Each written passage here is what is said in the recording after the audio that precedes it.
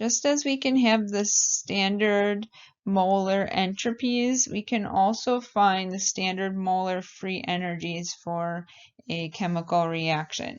And if we want to do that, it is equal to the sum of the moles from your balanced chemical reaction times the standard molar free energies of formation of the products. And then we subtract that from the moles from our balanced chemical reaction times the standard free energies of formation of the reactants. So it's products minus reactants.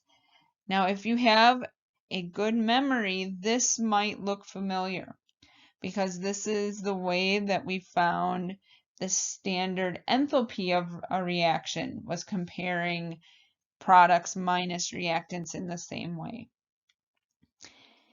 If we are at temperatures other than 25 degrees Celsius, because that's our standards are at 25, and that our enthalpies, our standard enthalpies and standard entropies are close to what they would be at 25 degrees, we can still use the equation that we have previously learned, where we have the standard free energies is equal to the standard enthalpy minus the temperature times the change in enthalpy, or entropy, sorry, entropy.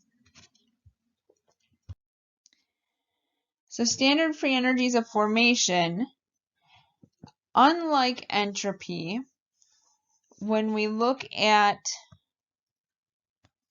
elements in their standard states,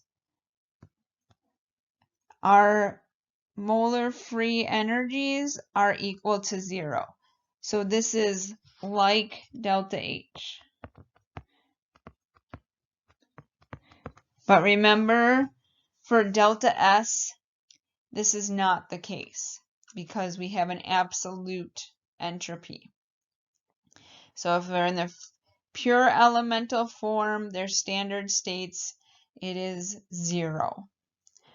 Other elements, when they're not in the elemental form, then we have different standard molar free energies.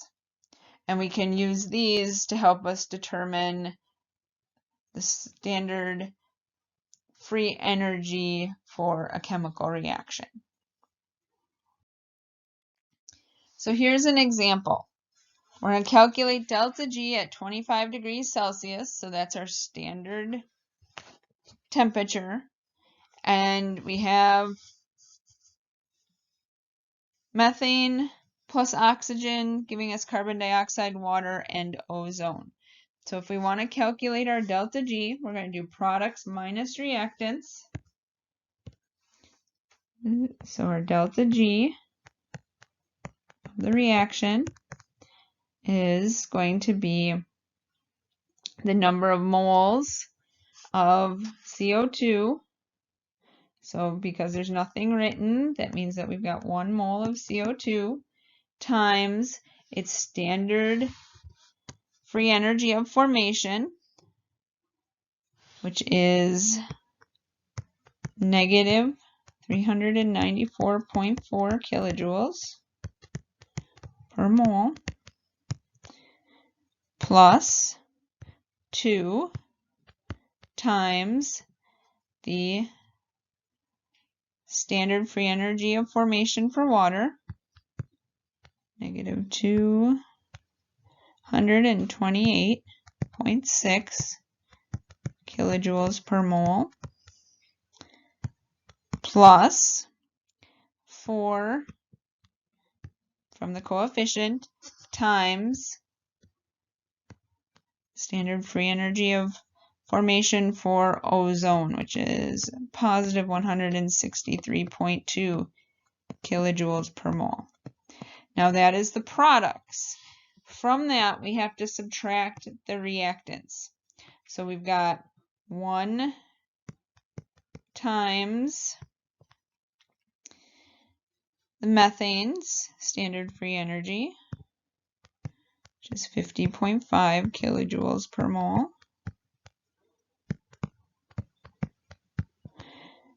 plus 8 times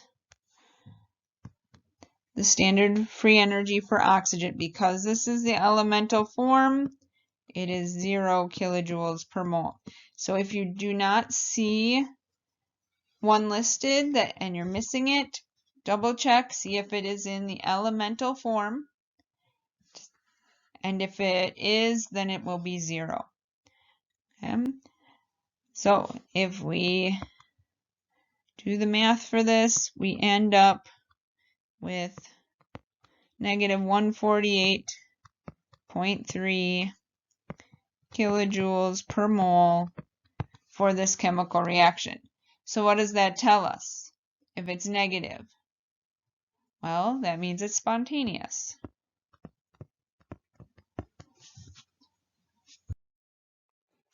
All right, here is one for you to try. See if you can determine free energy change. That's what delta means, is change for this chemical reaction. Pause the video, see if you can find the answer.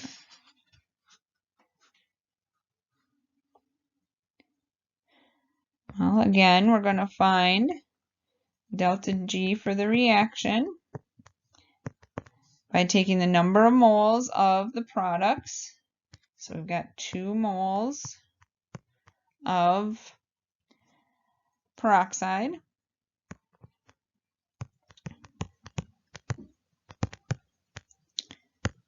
kilojoules per mole. And that's the only thing on the product side, minus 2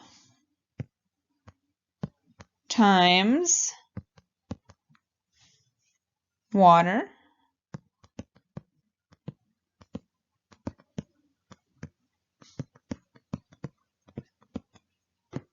plus 1 times 0 for our oxygen. And so if we calculate this, we end up with positive 246.0 kilojoules. So what does that tell us? It's non-spontaneous. Once we've calculated the delta G for different reactions, we may have a case where we're adding reactions together. If we're adding reactions together to find an overall reaction, then we also add the delta G's for the reaction to get the overall delta G, because it is a state function. If a reaction is reversed, so if we have to flip the reaction products for reactants, then the sign of delta G also is reversed. The value stays the same, but the sign changes. If the amount of, or if the chemical reaction is multiplied by a factor, then the value of delta G is multiplied by the same factor, because our delta G is an extensive value. Now this might also sound familiar, because when we were talking about enthalpy, we had this case and it was called Hess's Law.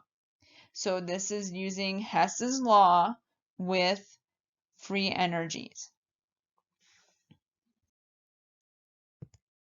Here is a Hess's Law problem for you to try.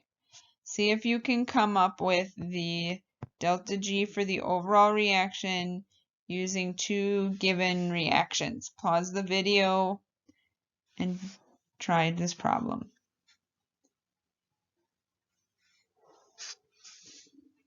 The first thing that I notice is that you want to look for something that is unique in one of the chemical reactions that is also in the overall chemical reaction. So oxygen would not be a good choice in this case because it is in both of the given chemical reactions. Our Peroxide is a good choice because it is only in the top given chemical reaction. So I notice that the peroxide is on the product side in both of the reactions, but in the given reaction there is 1 mole. In the reaction we're trying to find there is 2. So that tells me that I need to multiply the chemical reaction by 2.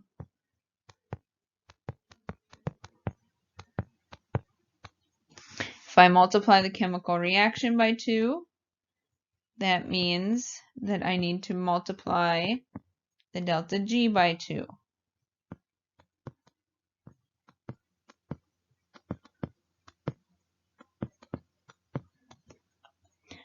Now I go to the second chemical reaction. So I notice that water is unique. It's only in that second reaction and also in the reaction that we're trying to make. I notice it is on the product side of the given reaction, but on the reactant side of the one we're trying to make. So that tells me that I need to reverse the reaction or flip it.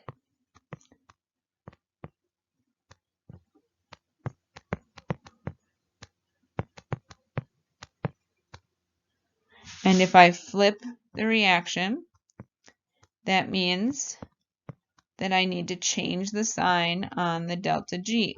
So instead of being negative, it is going to be positive 457.2 kilojoules. Now this isn't essential to solving the problem, but I like to do it as a double check. So I add the reactions together. Remember that if they are on opposite sides of the arrow, that things cancel. If they are on the same side as the arrow, they add together. So I have 2 hydrogens on the reactant side. I also have 2 hydrogens on the product side. I have 1 oxygen on the product side. I have 2, so I'm only going to cancel 1 of them on the reactant side. And so I end up with 2 water plus oxygen gives me 2 hydrogen peroxides. Now when I add the reaction together, I also add the delta G's together. And so the delta G for the overall reaction, by adding those 2 numbers, we get a positive 246. Let me write that a little neater for you. 246.0 kilojoules. So our overall reaction is positive, which means it's non-spontaneous.